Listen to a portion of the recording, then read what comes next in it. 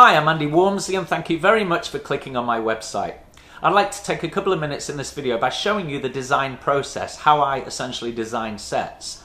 But more importantly, as a potential client, I want you to see what kind of design collateral you would receive. So I'm going to use as a sort of a case study a show I recently designed called Idaho. Idaho is a Broadway musical. It's a comedy musical, a parody in fact, on classic Broadway shows like Oklahoma. So I worked on the show for about a year, which is pretty unusual, but it's a big complex show. And I'm going to try and condense all of that into this 2-minute video from literally the start to the show being on stage so you can see the entire process.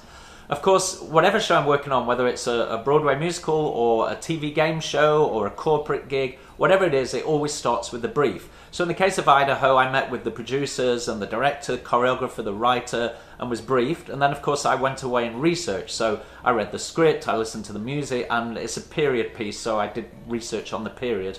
And then, like every project I ever do, it always starts with the laptop. So I typically start with a program called SketchUp, which is a 3D modeling software. I've got pretty fast at it now, and I'm actually making here a pretty complicated model of this house wagon because it's actually built in forced perspective, so it looks bigger than it really is. SketchUp is also a fantastic program for producers because you're able to download the software for free, and then I can email you a file and you can actually open the design and move around it almost like a video game in your own office and see the design without me even being with you.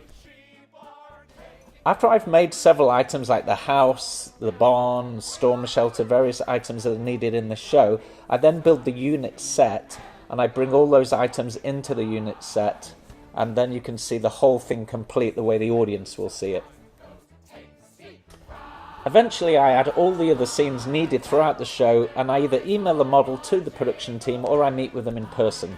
If there are edits to be done, I can usually do them pretty quickly and make changes that everybody wants.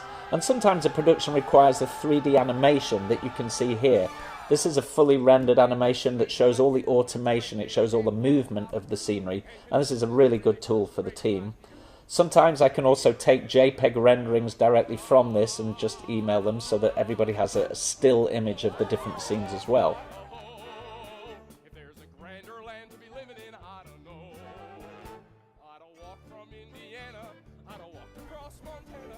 Once the final designs are approved, I then create all the construction blueprints for the shop. These are created on a different program called Vectorworks, and as you can see they're to scale with notes and dimensions, and these are the most important drawings for the workshop who are going to build the set.